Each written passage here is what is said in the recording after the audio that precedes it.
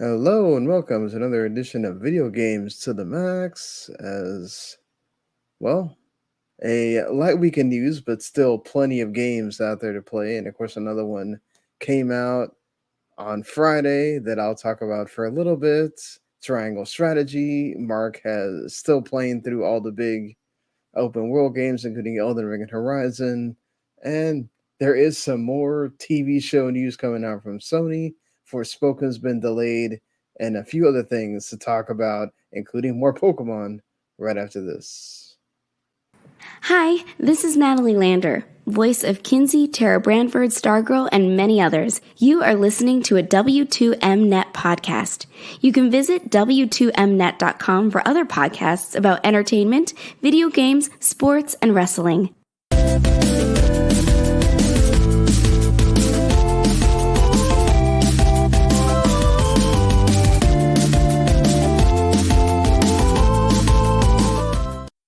You are listening to Video Games to the Max. All right, so we are live right now on the Twitch, on the Facebook, on the Twitter, wherever it is that you want to go watch us, even though, once again, it's pretty late at night for those in the Eastern time zone. If perhaps Randy said he was going to be watching later, it's barely just 9 over there, so he's still in I guess good time to be awake. But of course, I'm your host Sean Garment. Here with me, as always, Mr. Marc Morrison. Howdy. Well, just letting you know again, if you don't watch live, you can always watch on video on YouTube later, or you can also go check us out on everywhere that there are podcasts. Apple, Spotify, iHeartRadio, Google, all the places, Overcast, everywhere that there is a podcast service are pretty much on there at this point. Even Amazon and all that. If you want to go tell your Alexa, hey, listen to Video Games to the Max, you can do that. And it will play the latest episode, which should be this one. And hey, if you are a player of Epic Games, we have an Epic Creator Code that you can now use if you go put in WTM Network before you go buy something on the Epic Games Store, which I know Marc won't do. He doesn't like buying things on the Epic Games Store. But if you are an Epic Games Store connoisseur, you put in WTM Network, it helps us. And hey, you get a little bit of a discount as well. So, goes both ways on that help. And we do appreciate if you do end up using that. Of course, you can go follow us on Twitter as well at WTMSean and at Humanity Plague. And go visit that WTMnet.com as always. And last word on gaming as well. Thank you to them for letting us post the podcast on there. And well, let's get this going where how we usually always start these things with the games we're playing. I haven't been playing a whole lot, so I'll go ahead and just start pretty quickly here. So I think I did talk a little bit about a musical story before. I don't know if it was on the show we did with Keith or the show before that I had played the demo, and I quite liked it. And so I was like, well, let's go hit up the publisher for a review code and see if that can happen. And in fact, that did. They sent it to me like a day before the game was supposed to come out. They had the staggered release between a PlayStation, PC, and then the Xbox. They gave me an Xbox code, so I've been playing it on that, and it's everything I wanted to. I already played the demo, so I kind of knew what it was because it lets you go to like chapter 10 or something like that. But it's really just if you love music, and there's not. Doesn't have any vocals or anything. It's telling you a story while you play the beats of different instruments. So it's really more of like also practicing music, and it has this like 70s vibe. So if you like Jimi Hendrix or any kind of those like old rock kind of songs, I think you'd fit right in here. So it's that kind of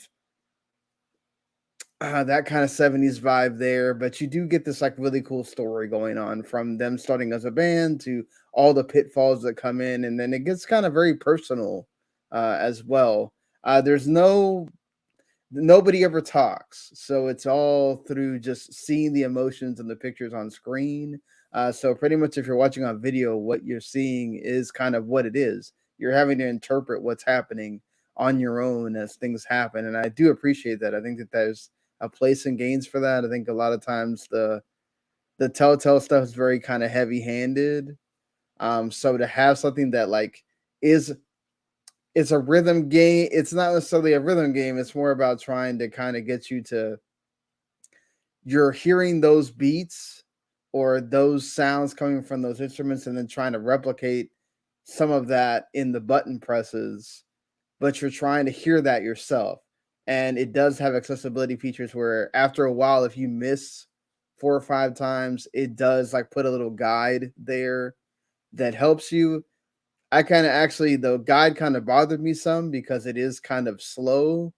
So sometimes I would over anticipate the little guide ball and I would still end up missing and I have to wait for the thing to circle back again because you have to get it completely correct or it won't let you go through to the next screen.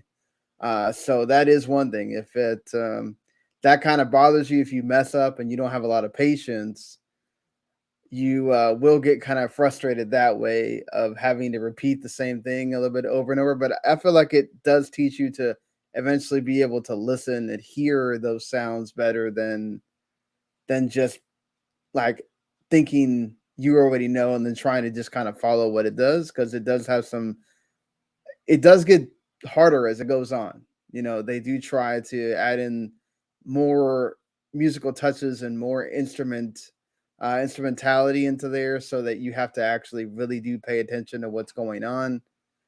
So I do really appreciate that as far as what they try to do in that game. So I'm really much enjoying it. It seems like it's very short.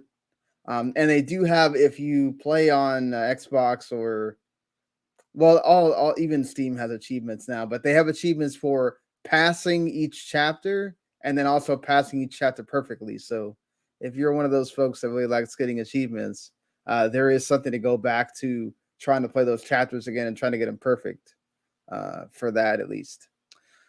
So, and I did play a little bit. I bought Triangle Strategy. I haven't gotten much further than I had gotten in the demo, which is like the first couple of battles and then the story stuff. So I can't really speak to too much more than I think I've already said, but I do like the characters. It's kind of weird after you play so many RPGs that have like British actors, and then you're actually playing a game that has like a more, I guess, American actors. So I wasn't expecting that when I first heard them talk. Yeah. But they kind of grow on you after a while. I've heard a lot that the story gets better as it goes along. There is a lot of story just from the little part I played. You don't. I think I said this before, but get ready for a lot of pressing A to get through story beats, even though there's stuff you don't want to skip because they do have like decisions you have to make for just like Fire Emblem or any other strategy RPG lately, even though they do model it after it looks very much like an HD 2D version of Final Fantasy Tactics, you could say. I'm digging it so far. I have to get more into it than I did in the demo to really be able to say a lot on it, but I feel like it's getting good scores for a reason already. So, there's that. At least I'm looking forward to being able to put more into both those games as this week goes on. Speaking of Mark, so which one of these games do you put more time into? So it's the last podcast. Probably between Elden Ring and Horizon, they're probably actually equal now since they got stuck in Elden Ring. Or you got stuck in you got stuck in a boss in Elden Ring? Yeah, and yeah, Yen's kind of right. Like you can't summon in that game like you can like other games, like Demon Souls, for example.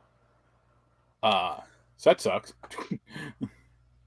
So you can't just bring someone in. to Not help. that I've seen, and I mean I put out I was in like the ready to receive co-op state.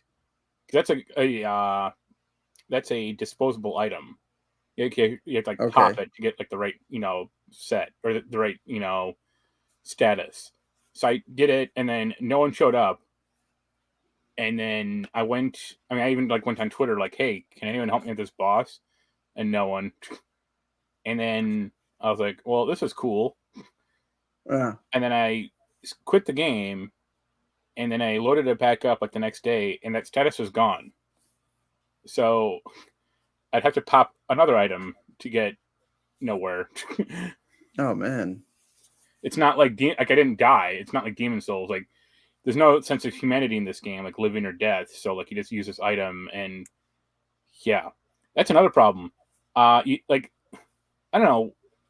Have you seen the big like UX discourse with this game? Yes. Right. Uh-huh. It's all dumb because every game pretty much has bad user interfaces, uh, and experiences.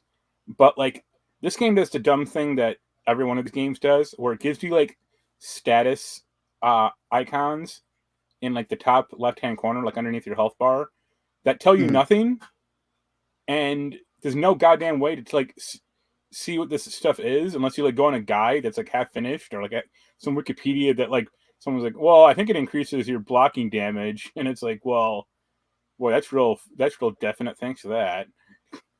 Like, there's no like check status of your character. There is a button for that, but it doesn't actually tell you what those icons are. And it's like, who thought of this? Like, this isn't Yeah. like I mean, Pictionary. I shouldn't have to like figure this shit out myself. Like, that's a lot of what these games are, though. They do want you to figure out a lot of stuff by yourself.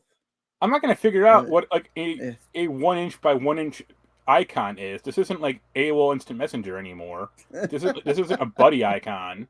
The game should tell me, hey, your stats are improved, or hey, you're poisoned, or hey, whatever. Like, come on.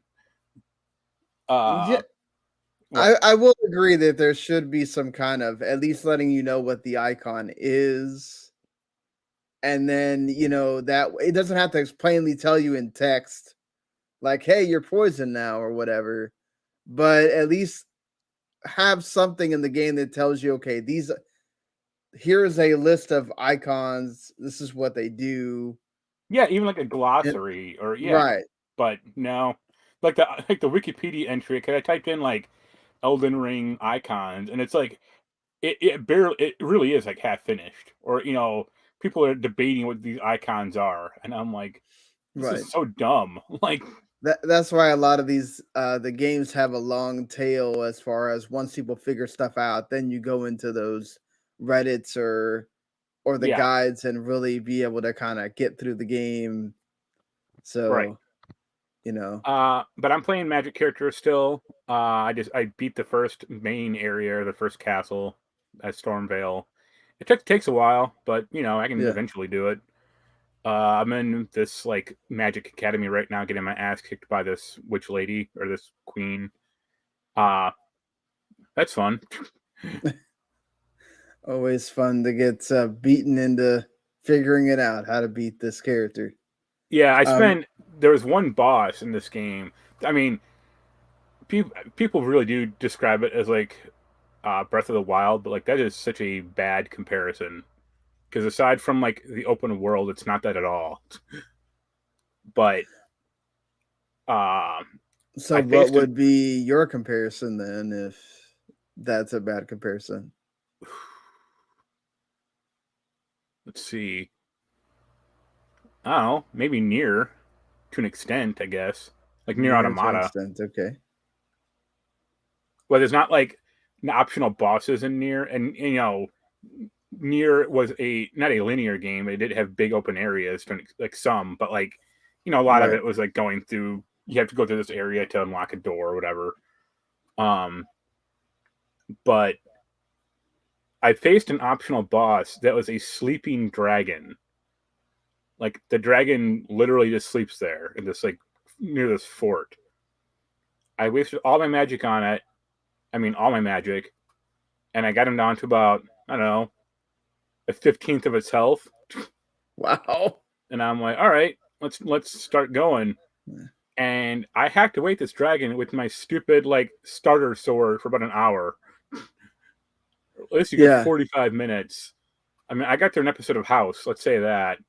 Uh, That's the test right there. Yeah. yeah, it's my timer, and I eventually killed it. I did have one dangerous area. Like there were other like smaller dragons kind of around it. Where So I was it never wakes up. right. Okay. Yeah, I just hacked away to it for, like I said, almost an hour, and yep.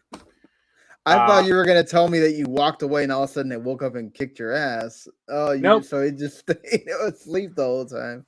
Okay, It would interesting. occasionally like raise its wings a little, but I think that's kind of like an idle animation. Like it didn't actually attack or anything. Right. But one time a smaller dragon like actually like got near me, and I don't know how it happened, but like I saw a big shadow and I turned around and there was another dragon, and I'm like, uh-oh. So I got on my horse real quick and went to the other side of the sleeping dragon, and it followed me. Oh And then I man. just ran around again to made another circle and got to the point where I was, and then I was fine. But Well, yeah, I that took a while. did you get uh, anything good for? I got like 80,000 experience or 80,000 souls. Uh, Okay. I have kind of broken how like the leveling in that game to as much as I can, because like I'm like level 59 or 57. Like, that's not like super high level, but it's higher level than I should be. Let's say that. I mean, so if you're at such a high level, then why are you stuck on? Because the Lo- boss I'm facing is a kind of melee boss, and I'm magic. Okay. Yeah, it does. I did hear that So people like, that were magic users are having a great time at the beginning, but then later on, it gets hard for magic users. yeah. So like this So, boss I'm on, she's in like a big room where she's like kind of floating in midair, like shielded, and you have to like hit 3 of her minions with a sword, and then she kind of falls down real quick, and then you can attack her. And she's vulnerable to that, but like, yeah, you have to hit the minions. That's kind of the problem, just having to coordinate all right. this crap. And then like that's only the first part. The second part, she gets like actually angry and starts like fighting you, and then it's like, oh, now I'm really screwed. uh, Gotta get- but yeah, it's enjoyable. Like I actually just kind of enjoy that game. Like I'm using this interactive map thing that I think is in the Wikipedia. So it tells you like where everything is, right. which is helpful. So it's like, oh, if I want to get more golden seeds to upgrade my flask, here it is. Well, I Uh, mean, but oh, Horizon. go ahead. Sorry. No, I was gonna say like I'm still plugging away at Horizon. I think I'm almost done with that game, like the main story. I looked up a guide and I'm like 3 missions away from finishing it, and I'm just like, All huh, right. okay. Like I thought this was gonna go on a lot longer. Well, I Uh, mean, I heard that there's a lot of side quests in that game, so oh yeah. yeah. Uh, that was the problem with the first game. I mean, I got to San Francisco, like the main area for that, which is kind of cool. There's a lot of stuff in that game where I'm like I said, like the last 2 weeks, like I'm Skyrim jumping my way through that game, where it's like there was a black box that's a collectible in the game, like it's part of a downed aircraft that you can collect and like hear the history of what happened or to these people, Right. and it's kind of crashed on top of this waterfall. And I think what they wanted you to do was go through the plane, uh, like the fuselage, like the whatever area, and get to the end of it. I just jumped up the waterfall, and it wasn't like there were no like grabbable spots. I could just jump up the waterfall, like, and I'm Wow. like, okay, this is kind of weird, but I mean, I did it.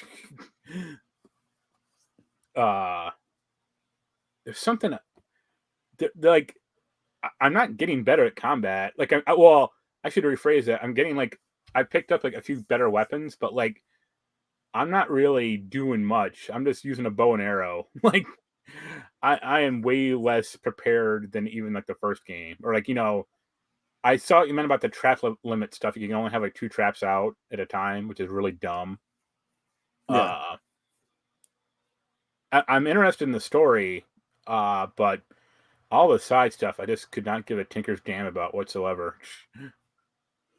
Oh, so there's like nothing about it like not even the side characters or anything make you care about doing the Not side really, quest? because well, some of them are interesting. Like I met this girl, a woman Alva, who's like part of another clan, who's like, I think she's like, well, I think she's supposed to be like Japanese or like Russian maybe, or like some, she comes from like the other side of, she comes from Asia essentially. Uh, she's kind of interesting, but like so many of the side characters are just kind of throwaway characters. Like they don't even have names, or like they don't have like storylines. So it's like, okay, I'll go get your salvage contracts, and then I did 3 of those, and then I'm kind of done. Like, all right, but yep, I'll finish that game, and then I'll write a review. That will Well, be uh average at best, or average, maybe high, that- slightly higher than average, but we'll see. oh, yeah, I mean, so you're not like thinking it's a fantastic Oh game or no, anything. Yeah. Okay.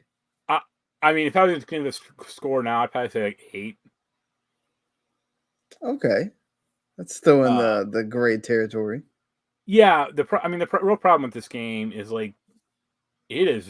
I mean, if you put like this next to the first one, you could not tell the difference. And Okay, the so only, it very much feels like more of that. yeah, and the few upgrades they give you is like a grappling hook that you can't use all the time, and a glider, which is kind of useful, but like like the funny thing about the glider is like when you get it, the guy's using it also as like a personal shield, like against attacks. You get it from him, and it's like broken because then you can only use it as a glider. But it's like I faced more of those guys with the usable shield. Uh why don't I just kill one of them and then get the usable shield? Right? Uh but you can't. Uh, But I mean, yeah, the game's not like logical in any sense. So, uh, but it's still fine. Like I'm still invested enough in the story to see it through. And I'm like level 28 or 29, which is like crazy. do you feel like you need to be? Have you gotten to a point where you ever felt outmatched or anything, I or got to like one a there are these cauldrons in the game, which is like you go. It's like a dungeon essentially, and when you go through them, you collect parts to like take over machines. And I got to one, and it was like you are 5 levels too low for this dungeon or for this cauldron. And I'm like, all right, cool. Why doesn't the game tell me this in the map? Like, why doesn't it say recommended level 45 or 40, and not just have me get the hell out there and then go, oh, you're too low level. And it's like, well, how low level am I? Like when should I tackle this place? yeah, that I'll agree with. If you're gonna say that, if you're gonna have that in there at all, Yeah, you should definitely have that available somewhere where you can see it before you get there, instead right. of I think it might uh, be in like it might be in the quest log. Like once you actually get there and get the quest to do it. But I think that right. should just be on the map. Or there should be kind of like, honestly, there should be like gradations in the map going like recommended level 25 to 30, for this area, recommend, for this other area, 12, like 11 to 15 or something like that. But Yeah. it doesn't have that. I mean, it really is a big open world. So, and it's real Well, pretty still, or, it looks nice. yeah. I mean that's one thing about that game that really makes me want to see what it looks like on my actual system is how pretty I've seen it look everywhere. There is Um, one, I mean, I really don't like photo modes in games to begin with. I just think they're kind of dumb. But I did use Forbidden West for a really funny one. You get one quest where you're forced to dress up almost like I wouldn't say like a secretary, but like an old world businesswoman. Okay. And it's kind of it's almost Eastern or like Asian themed. Like it's kind of a mixture of like a business suit and like a kimono or something like that. But I saw how dumb the character looked, and I immediately went into photo mode and centered it on her, and then you can change her expression with the photo mode. So I have her wearing this really big dumb smile, and I put on over the text, uh, it'd be prettier if you smiled. uh, It just looks it looks so cheesy. It's great. right. Uh, and the last thing I'll mention real quick is I got a RetroTink 5X. So what is that for us folks So who have no idea? after that debacle with that stupid HDMI and 64 cable, a RetroTink is a video upscaler for old video signals, like console signals. Yeah. Uh, you can plug pretty much anything into it, and it'll upscale to 480, 720, 1080p, anything, or up to anything. I Right. think it goes up to like 1440. And the N64 looks really good with that thing. I mean, so like, what did you test on it, or? Mario 64, Mario Kart, Donkey Kong 64, Buck Bumble.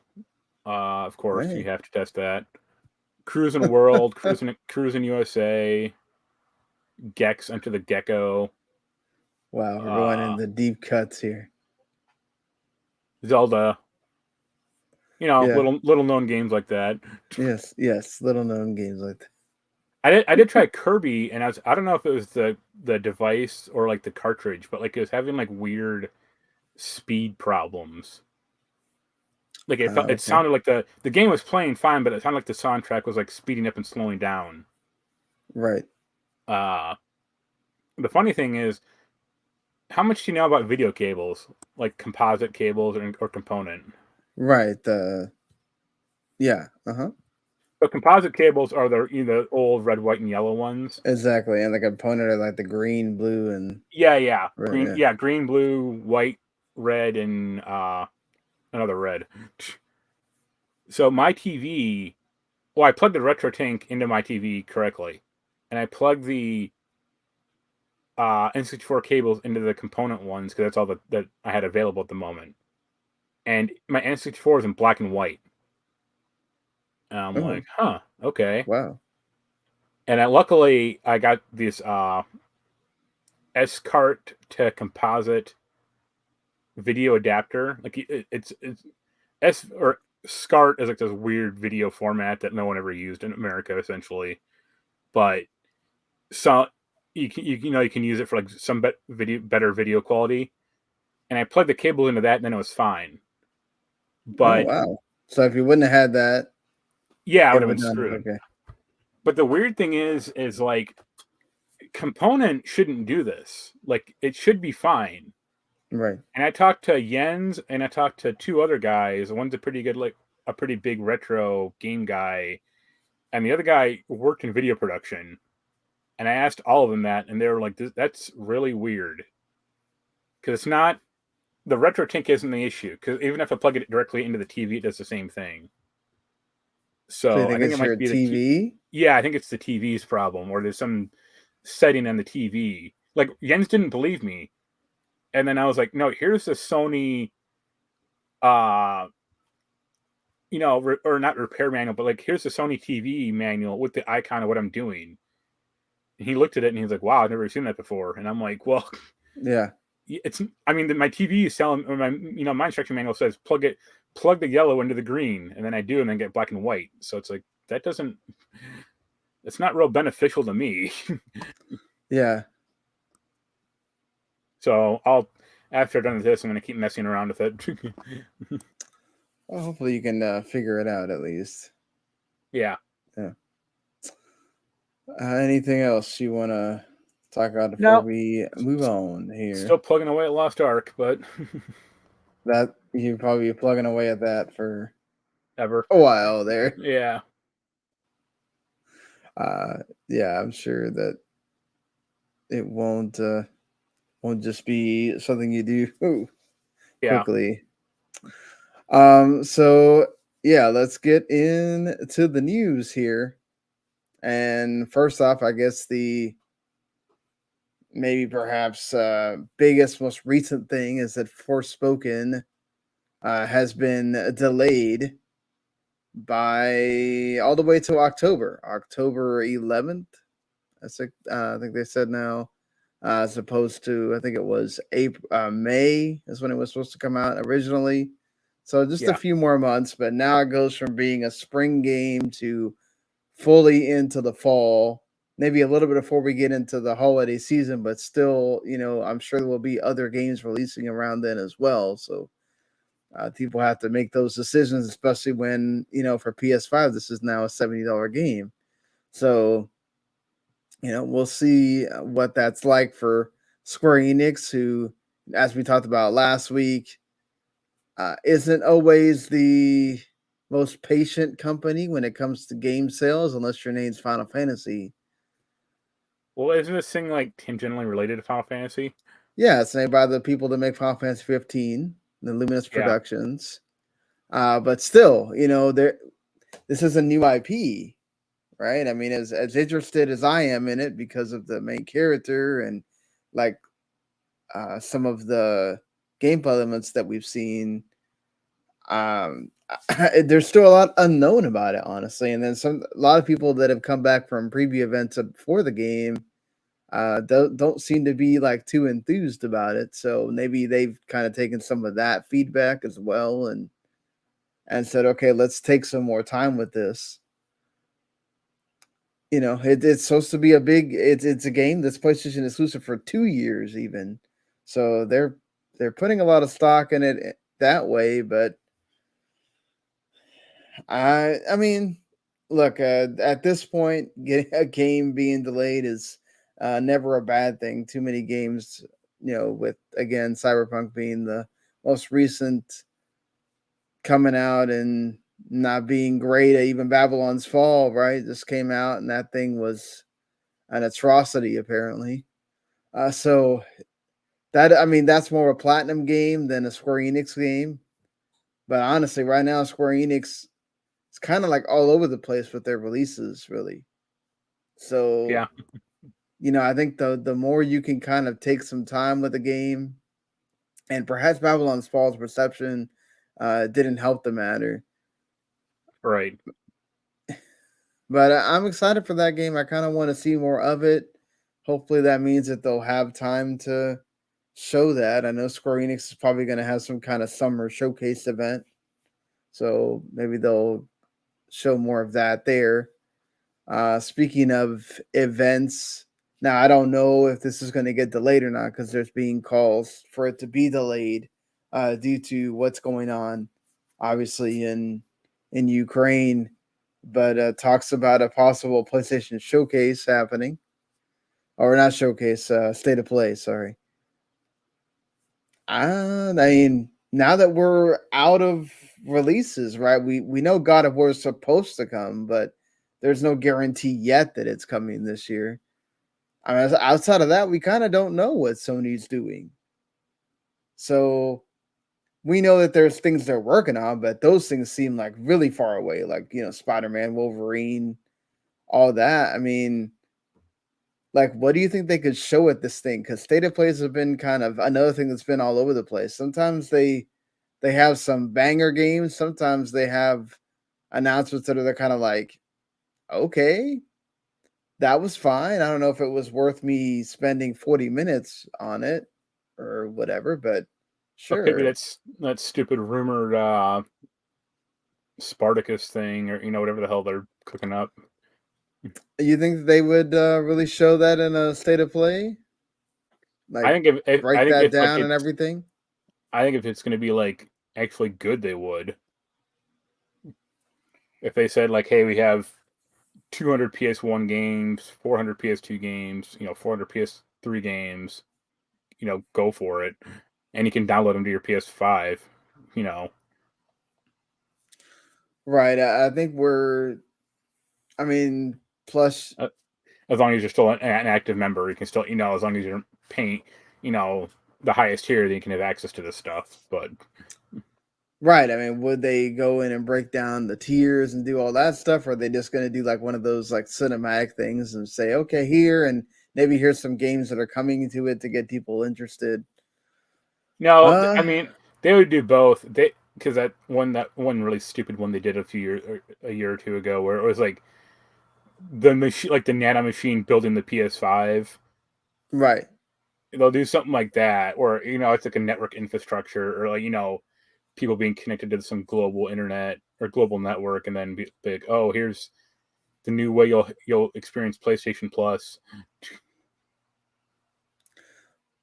That'd be cool if they did do it that way. I don't know. I feel like they try to make these about game announcements, or at least updates on games. Yeah, I mean, I'm sure there's some indies they could throw in there Knack 3, let's as go. as well. Um, I mean, they wouldn't show this there, but also rumors about supposedly, according to how much you can trust these insiders, but there might be an Infamous and Sly Cooper in the works. Don't know if that just means remasters of Infamous for PlayStation 5 or if it's a new one, but we'll see. I don't know where you go with that franchise, like as far as like, because like the last one, the main one was the guy like had different power sets, Right. which was kind of cool, but it was all kind of iterative. Like the guy, it was all the same kind of moves. It's just like, oh, the concrete power does this and the neon power does this, but you're still essentially doing the same move.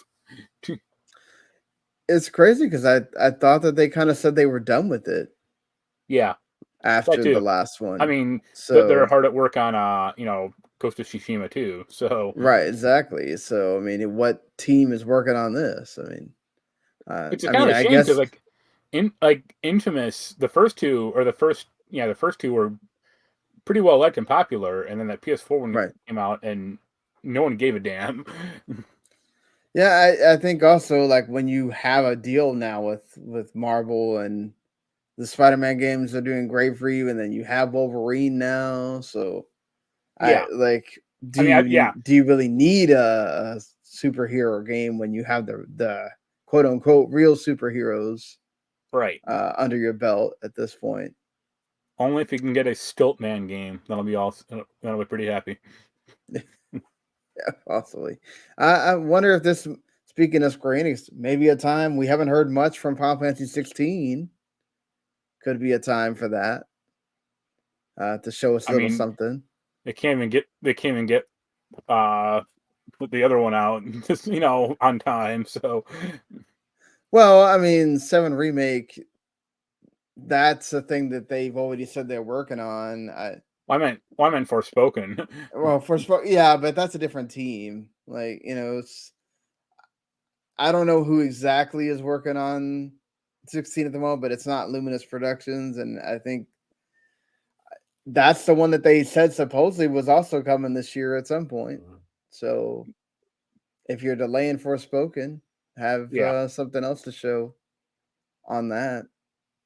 Uh, it's interesting. We'll see. I don't want to get myself hyped up too much because, um, unlike Nintendo, Sony has set a low bar with these things lately. So I think it's better just to kind of go in with no expectations and kind of let them go from there at that point. this is where they announce they're going to skip over 4 and just make a 5 extreme. Yeah, exactly. I mean, I did, speaking of, since Forspoken got delayed, we have been having things completely removed from different consoles and storefronts. Due to the war in Ukraine that is happening, and of course, our hearts go out to everyone that is having to deal with that, whether on the front lines or humanitarian way, or just finding people a place to be at the moment. It's incredible. All the stories that come out daily. Like right now, they can't even get people through safely because Russia keeps belting them with bullets every time they try to start this humanitarian effort of getting civilians out of these cities, which is ridiculous. Like, why are we even making pacts at all if you're going to break them every time they're about to start the proceedings? That makes no sense. But of course, you're working with a backwards country at this point. And I'm sorry to make it about the country. It's probably not even about the country. It's really about a backwards leader. But honestly, look, what these game companies are doing is kind of small potatoes compared to the bigger efforts that these countries are doing and every other, all these humanitarian efforts that are going on and everything else. But it does help in at least if they're listening to Ukraine and these efforts to kind of put whatever pressure they can against Russia, and I guess get the people to put pressure against their own leader and say, hey, look, they're doing things like cutting off us being able to buy entertainment at this point because you're doing something ridiculous, So again, I want to preface this by saying that in the grand scheme of things, does this a lot of this stuff matter? Not really. But it is tangentially game related, so we're talking about it. And I think it's good that at least, when I forgot which minister it was of Ukraine that came out and said, hey, Microsoft, hey, Sony, please take steps to make things harder for Russians to purchase your products. And they listened, and that's good to see. EA has is working on making their games unavailable for sale digitally in Russia. Sony actually made Gran Turismo 7 unavailable for sale quietly without telling anyone. Microsoft is suspending all new sales of products and services and actually also working with countries to end business in Russia as much as possible. I can't confirm this one because I went to the eShop website. It shows the games there. It shows their prices, but you can't buy anything without signing in. And I'm not going to make a Russian Switch account just to try to confirm this myself. But apparently, the Russian eShop was put in maintenance mode a few days ago, where they couldn't buy digital games. Yeah, they probably just knocked off the authentication server or the payment server, so you can see the prices. But if you click go to buy, it's like no. That's what I was thinking too. Like once you actually log in and try to buy something, it may not allow you to. Which I couldn't get that far again without having to make a login. I didn't want to go through all that, even though there is Google Translate that could help me. It's Believe also me, just yeah. I mean, I have a Japanese Switch account. It ain't hard. Yeah, I know. I have one as well. I'm not saying it's hard, just didn't want to be making different accounts. So there's that. I mean, and then EA also went through the step of removing, which FIFA also, to its credit, removed the Russian soccer team from being able to compete in the World Cup.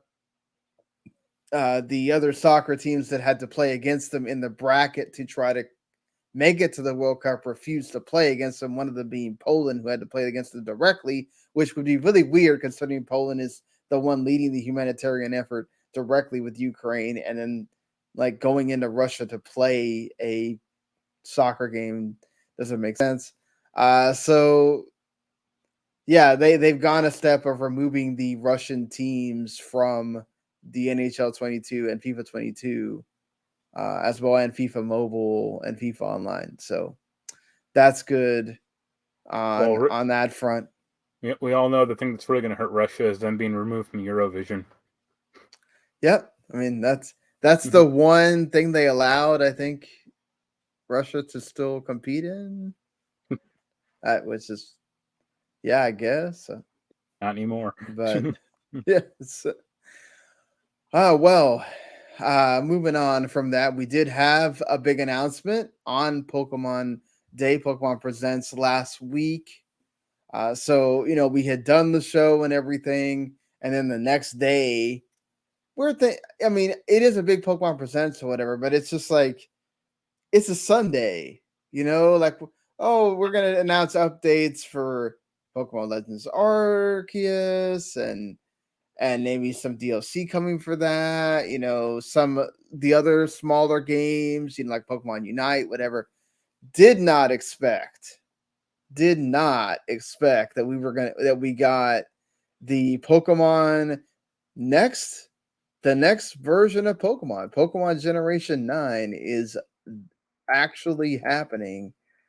Pokemon Scarlet and Violet are a thing, and we have these three starters, which of course, every Pokemon generation is based on an actual um it's based on an actual like city or country. So these are actually based on Spain, it looks like.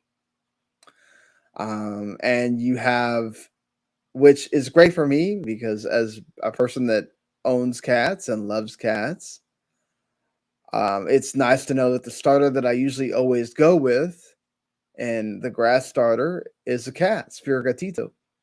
So I'm very happy about that. I don't know what people's deal is with like. Apparently, they don't like bipedal animals. I guess. Like, I just saw a bunch of this. Please don't make the third evolution lose keep it on four paws. And I'm just like, all right then. That's just What because they're fundamentalists. They don't believe in evolution. I guess. There's also the They're dinosaur fire they're really big. Pokemon. They're Go really ahead. they really hate Animal Farm. The four legs good, two legs better thing. I guess could be that as well. That is an obscure reference, but I like it as a big fan of Animal Farm. So yeah, they do have a fire dinosaur character, Fukoko, I guess is how you say his name, and then Quaxley is this cool duck with the water duck with the hat. So if you want something simple, go with Quaxley there. Uh, the thing is, this is coming out November 2022. So number That is one, that's that a is lot of Pokemon. yeah. That is 3 Pokemon games for 1 year. Yeah, They three didn't Pokemon games they for 1 year. they don't even pimp out Mario or Zelda that bad. Yeah, it's crazy to me that this is coming out that quickly. I would have thought they would have held this for 2023, but this is also supposed to be fully open world, unlike Legends Arceus, which is sort of semi open world. So, Well, like, how do it's kind of the equivalent of them announcing like 2 Forza games for 1 year, or be like, here's Horizon 7, and then oh hey, 6 months later or 8 months later, here's Motorsport 8. yeah. It's like, I mean, I get you might be excited, but you may want to slow your roll a little. Yeah, I mean, I'm excited again, like for this to be a thing, but because if we do get the Pokemon game that I wanted, that people really wanted Arceus to take from and evolve on, then great. Wow, we got that a lot faster than I thought we are going to. It looks like the battles are the same from Arceus. Obviously, this is going to involve the gyms again and go through that storyline. Gonna be interested to see if they involve any of the. Will you have another type of story that also goes along with this aside from that perhaps goes along with what we're seeing in Arceus, where they kind of took a different route with that? All the customization features, the quality of life, is the catching going to be the same? Are I, we really going to have this seamless kind of transition that we have now with Arceus? So I think it'll be like the very much, I wouldn't say dated, but very much the traditional Pokemon game. I don't think you can call it open world and go back to being the very dated Pokemon game. Well, I But mean, it depends on how you define open world. I mean, Pokemon has always been to an extent open world, but it's not like, oh, you can just go anywhere. Right, but I mean it's different to yeah, you can travel from town to town, but it's more of the like old school RPG style of okay, here's you're gonna go in the world map for a little bit and go Yeah. into the town and like this is more of just is there gonna be like spots you go into in the map like this one where okay, well this is gonna load that part, or is this just like you said, fully go anywhere? That's the part that I want to see if we get to that here. Um, or are they gonna be end up backtracking and you find out it's really not the truth? But either way, if we even get what Legends Arceus is with the traditional Pokemon setup, I think that's great in itself. Still, man, like, look, honestly, that's far enough between January to November that people are going to be excited for Pokemon again. I'm not worried about that. I just think, like, man, if you play anything else besides Pokemon, I guess you better, like myself, you better get to finishing these games pretty quick now because here comes this one. But look, this was really just a tease. You didn't get a whole lot here. Wonder if they're gonna really blow it out when it comes to the E3 time direct, and we'll get more about that. But I'm excited about what the other new Pokemon are going to be and everything else, and seeing more of the world, and obviously what this is actually going to be about. So let's see. But Nintendo, man, that's a lot of Pokemon, and I do wonder, does that mean that we can pretty much say Breath of the Wild 2 is not coming this year then? I mean, because I guess you could release it in October, but damn, that seems like a barrage of games right there between Xenoblade 3, Breath of the Wild 2, and then Pokemon. My God. I mean, when are you Pokemon's gonna like have the late. time to play all those? Pokemon's like late October. No, Pokemon is probably usually in the middle of November. Okay. Yeah. So I mean, like I said, they could do Zelda in October, but I'm starting to really go towards the theory of it's not coming this year. Yeah. Uh, with Pokemon kind of supplanting that and just between that and Xenoblade and whatever else they release that kind of being the big games for the fall. But who knows? Maybe Nintendo will surprise us, I guess, with something. Speaking of surprising, they did sort of drop a surprise last week where Switch Online subscribers kind of get a reward system. Um, so if you pay for the Switch Online service now, there's missions and rewards that you can go complete. Of course, some of them are system based, which I guess backing up your cloud data gets you some platinum points, and then also playing certain games, which includes games that are on Switch Online service as well as games that you own. So I guess it sort of has achievements also in a way, but not really. Again, it's more of like reward points that you can use to put them towards games, or you can use them to put them towards like frames and icons. The little icon that you have for your profile. Now The, they the, have, the Switch already has two different reward systems. Does it really need a third? but this one is more of like an actual reward system and not so much just points for buying stuff. Well, what about the other So one? My Nintendo bullshit. isn't that the same as the okay? So what There's like is the my Nintendo rewards, whatever, and then there's like the gold coin system. right? The gold coin system is you get that for buying games, Right. right? Uh yeah, does it need a third? Why not just I roll into the I, into the gold system or I mean, they could just roll it into the My Nintendo Rewards, which I don't know what the My Nintendo Rewards do. I've never seen that really come up. that is very much similar to this, where it's like, oh, play a game or do this mission and then you'll get 100 reward Yeah, points. So, yeah. This might be more tied to the Switch Online service, so that's why I was saying it was promoting like retro games or I guess games that are tied to that service eventually. So that's cool, I guess. And you can also there's icon themes between Super Mario Odyssey and Animal Crossing New Horizons. I mean, I've had Yoshi from the moment I got my Switch, so I never thought about changing it. It doesn't really matter to me. Now, if you said I could have background themes, which I've wanted forever, like we used to have with the PS4 and Xbox Series has or whatever, then sure, I'll go for that. But that I can change my icon to a specific character from Animal Crossing, and I really don't care. Yeah. And I would imagine that most people don't care about that at all because you really never look at it if you're in there playing a game other than when it starts and they kind of show your little icon, but other than that it's who cares, you know. uh Speaking of who cares though, I guess WWE did not care that much about its roster in WWE 2K22 because uh about 20% of its whole roster is made up of characters that are no longer Yeah.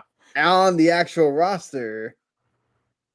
It's, I mean, oh, yeah, did you watch the Giant Bomb quick look yet? no, I did not. Because Jeff and Jan went through like the whole roster real quick, and they pointed out William Regal, and it's like this is timely.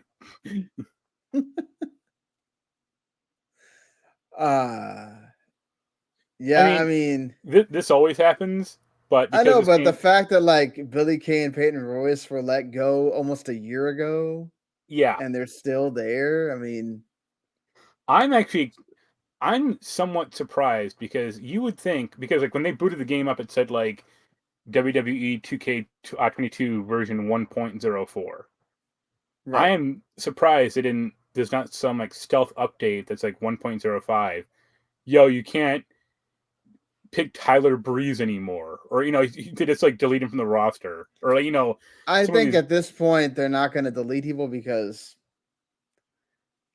I guess it's something that they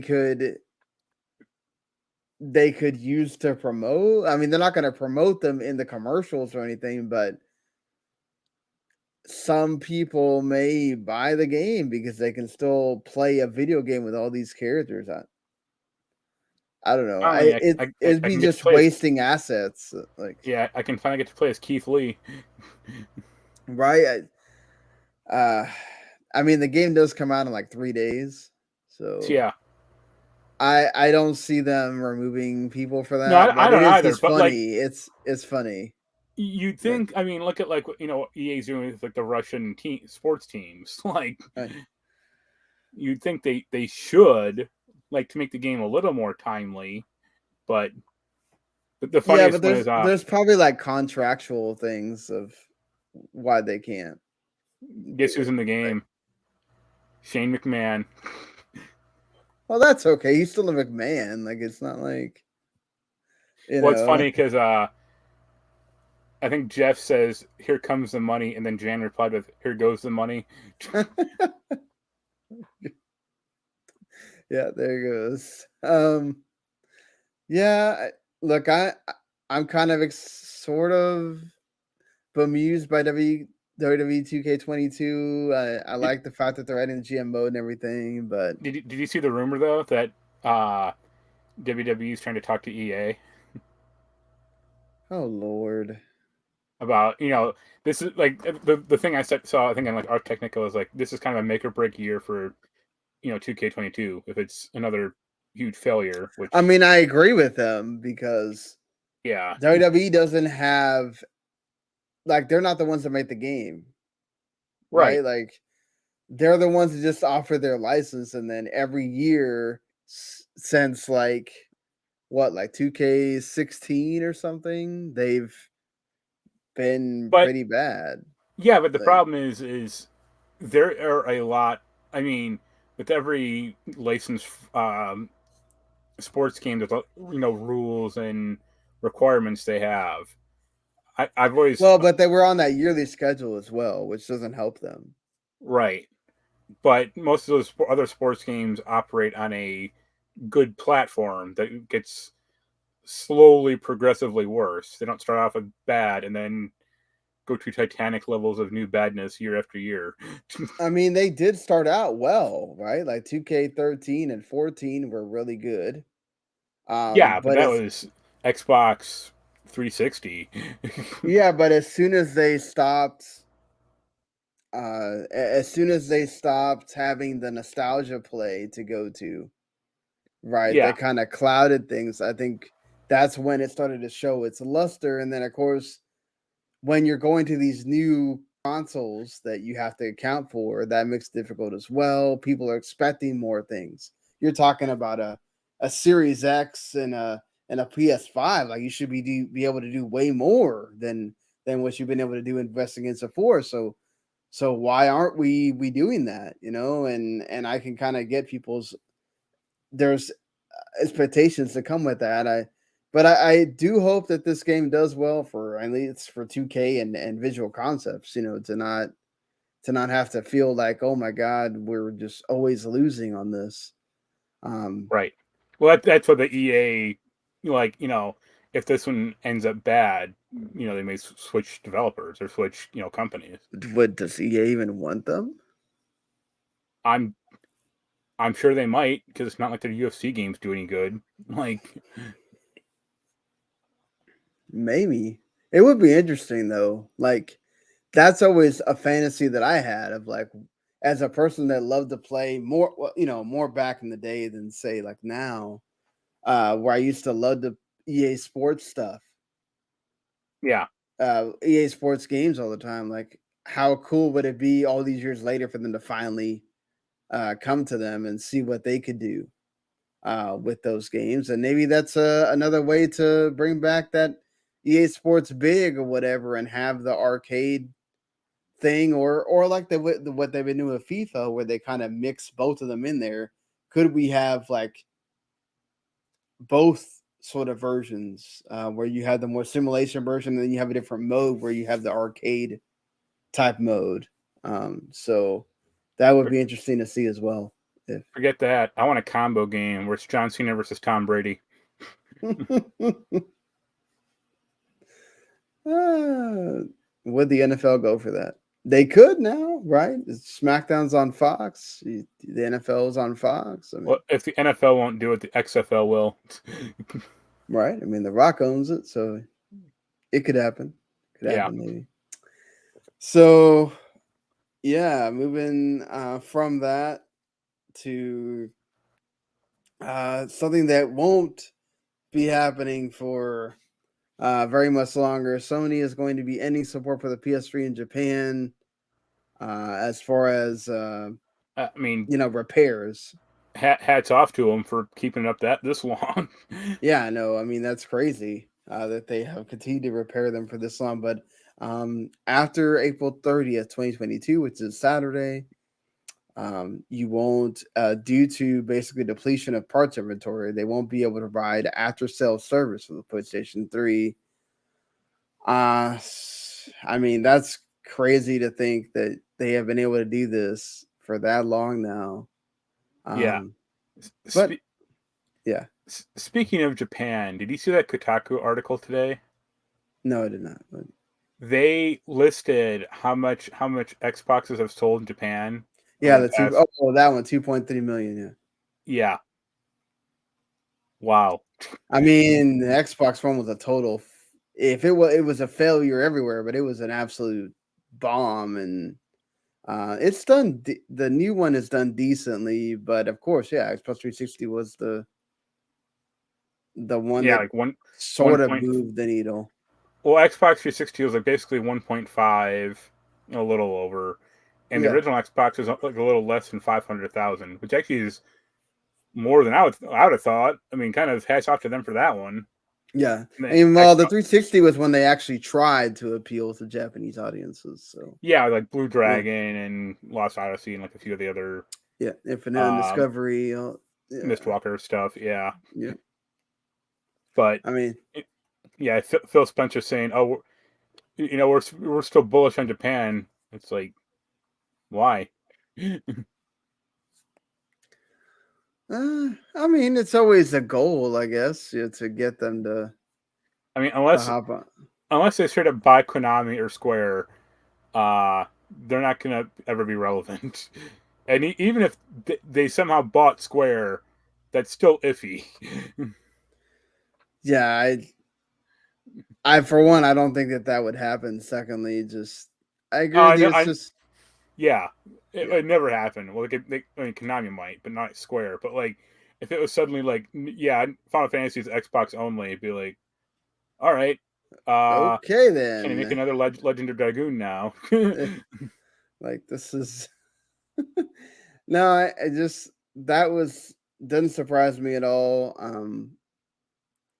I mean, I get. I mean, those are things he obviously has to say as well. It's like it's not like he's gonna be like, "Well, we just don't give a crap about Japan," Yeah, Like he's not gonna say something like that either. It's just the realistic.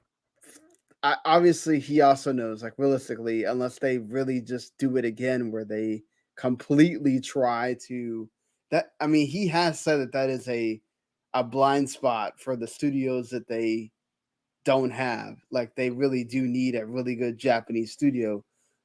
Would they be able to get that at some point? I don't know. But yeah, I no, feel like it would have to be something that they do internally. I mean, I Uh, could see him like funding that new Yakuza studio. The guy who left, right. Hmm. him, but that's kind of about it. Yeah, yeah, it would have to be like a spin-off thing to where somebody just says, "Hey, we're making a new studio, and we kind of used to work with Microsoft." And then Microsoft says, "Okay, well, hey, we'll fund you if you'll make your game exclusive or whatever." Yeah, Or, so let's see what I mean. There is still that rumor going around that they're doing something with Kojima, but that's kind of died down. I haven't heard nothing about that lately. So yeah, we'll I see. don't see how that could work because Sony helped fund Kojima Studios. Yeah, but So Kojima's independent. They don't. That was for that game. It wasn't necessarily that they, um, and it doesn't mean that Microsoft would make it to where that game wouldn't appear on PlayStation consoles at all. It's just yeah, that they're funding it or whatever. Speaking of things Microsoft fund, the Halo Online co-op is delayed again, and so is Forge. This is something that people have been waiting for a long time. I'm kind of waiting for it. I kind of wanted to see if like Randy would play with me or something, because I've kind of hit a point where I kind of just don't want to go back to it.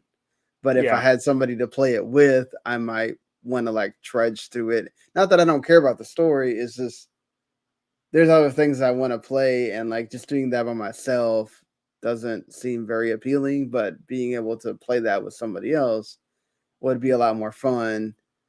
So it sucks that this is what's happening. Is that it makes it look like once again this decision of the games as a service wasn't necessarily the best option for Microsoft. They were put into a hole about releasing Halo when they did. Hey, great, that's great. But the problem is this season one has gone on really long time, and now the caveat of season two, which was supposed to be, oh hey, you're gonna get co-op, and oh hey, you're gonna get Forge. Oh, that's not happening. yeah. And Oops. yeah, that really sucks. I mean, I don't play the multiplayer at all, so I don't care. But the people that do, and obviously it's been keeps getting lower and lower and lower. I think the fact that you can't play the campaign with your friends really hurts because after you play the campaign with your friends, sometimes I get your friends to like want to try out the multiplayer and do other things with you on that game, and this isn't a great look right now for Microsoft as far as Halo is concerned. Really a lot of work to do here, but at least they're delaying it and not trying to force it to come out or whatnot. Yeah, Um, and I think they also really got to hope that that Halo TV show really knocks out of the park because I think that's going to be the thing that kind of keeps Halo in the minds of people, and not so much the game right now. I have Which faith. would have been, I yeah. actually think that'll still be good, or passable at least. Unlike I this Twisted Metal Yeah, nonsense. I mean it. Well, yeah, of course, but no, I agree too. I think the show's going to be great. I think they have a lot of things to go on as well. There's story behind that, right? There's a lot of lore with Halo. There's a lot of things they could pull from. Twisted Metal, what the hell are you gonna? I mean, it's a comedy show. It's a 30-minute comedy show. At least they went the right route with that.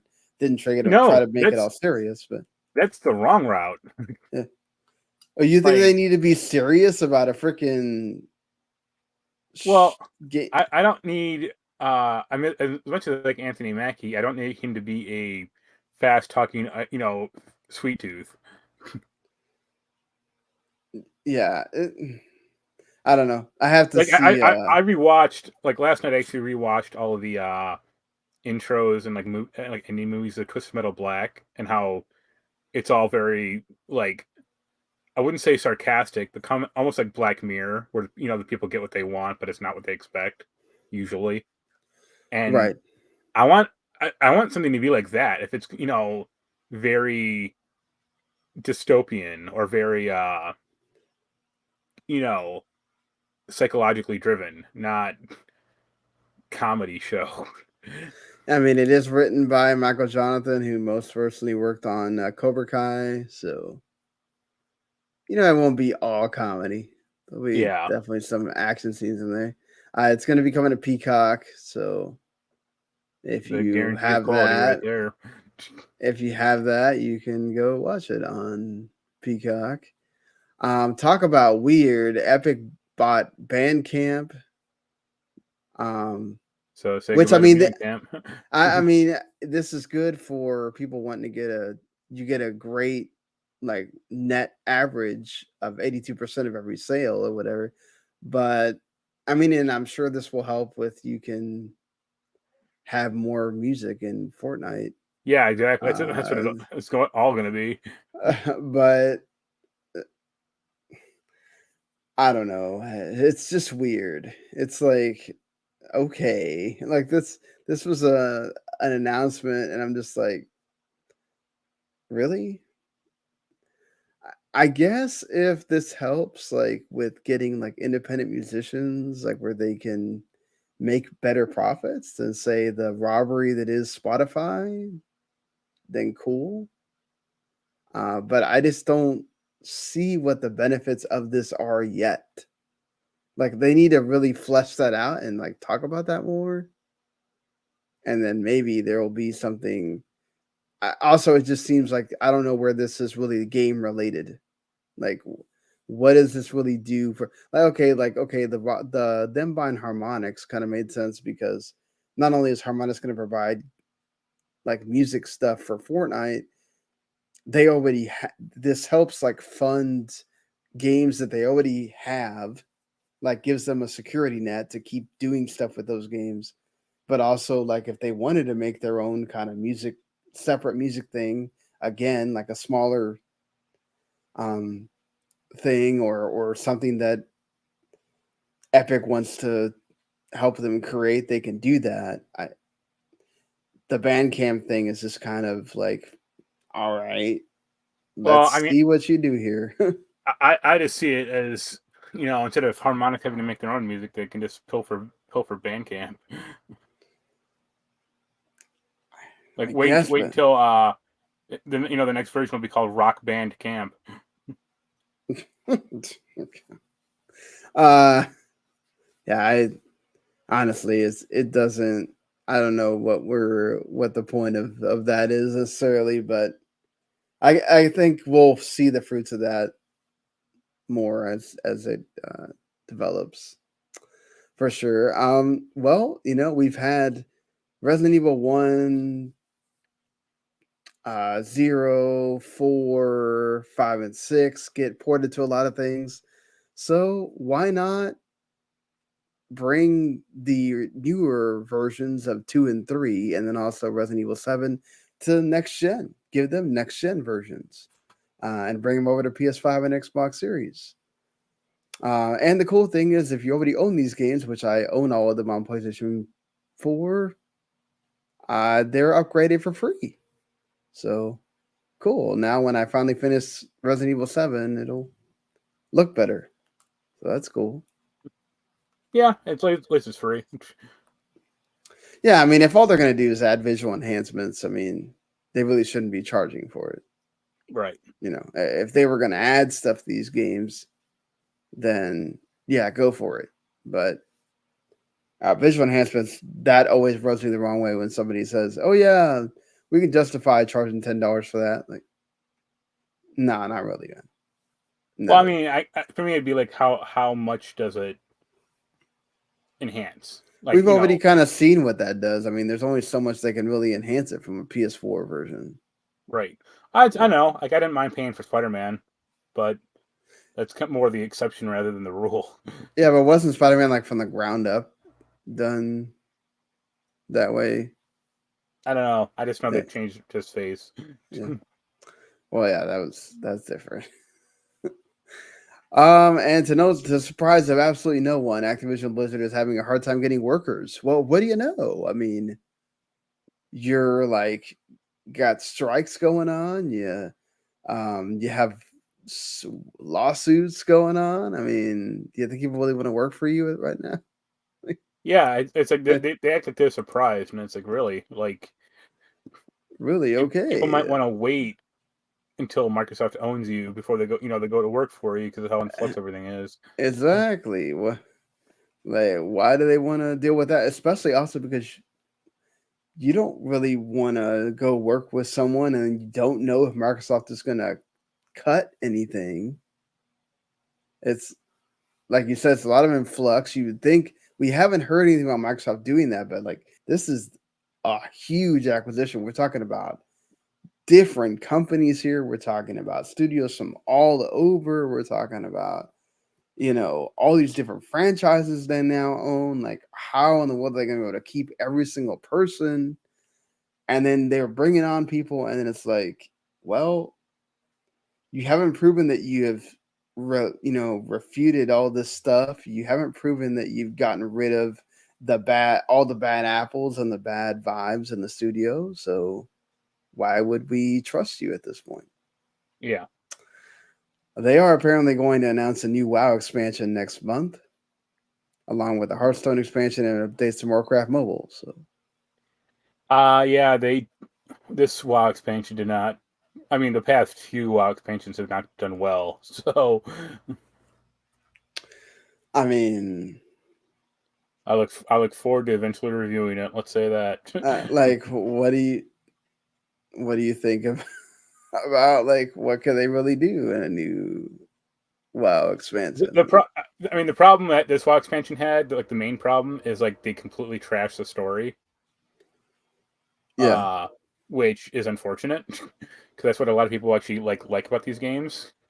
yeah, Uh, like the main bad guy is this like jailer guy, but you know nothing about him, or he's not like they only introduced him in this game, and he has like zero personality or like no motivation whatsoever, aside from I want to rule everything, and I think that's not a great motivation. Like, right. so I'm sure they'll introduce some new landmass, and hopefully ground the game a little more because like this game, like the current expansion is like all like celestial nature, like you're literally in heaven and hell fighting. And it's like, Right. this is really weird. Like,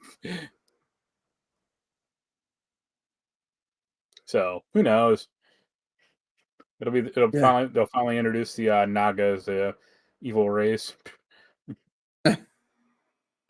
Yeah, there's that at least I guess. Um there's It's it's, a it's finally the go ahead. Murloc's time to shine. Yep, that it's the hey, that's some people want that. So Yeah. why not? There is a God of War TV show being made. Amazon apparently is in discussions for actually being the company that's going to have the streaming rights on Prime Video. And why not with the Expanse creators, executive producers Mark Fergus and Hawk Osby, um, and Wheel of Time executive producer showrunner Ralph Judkins being on, and of course these are all involved with Amazon shows. So it's not official, but this is kind of how the Lord of the Rings thing started, and some of the other shows they've done started. So you would imagine that this will for sure, pretty much, you can bet that they'll be announcing this at some point here. I think it'll happen, but unlike with Halo, I don't think it's a great idea. Why? There's a lot to Uh, pull from here with God of War. I mean, yeah, but it's all dumb. Like the only, well, but that's video game storytelling. I mean, you could definitely I use mean, like that and I would say like the reason The Witcher works is because it's also based on a damn book, right, yeah, and I agree. But I mean, and I the would reason trust why that if Corey Barlog perhaps might be getting involved, perhaps could be involved. I don't know how much he could really give time, considering you're working on a big ass game right now. Um, like if they could really like consult him on this. I mean,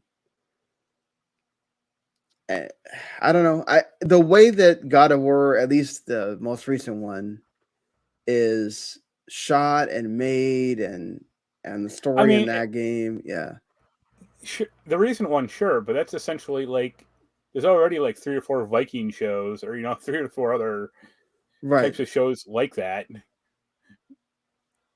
Like I think God of War might work as like a movie, but also like Kratos' story is dumb. So I don't know.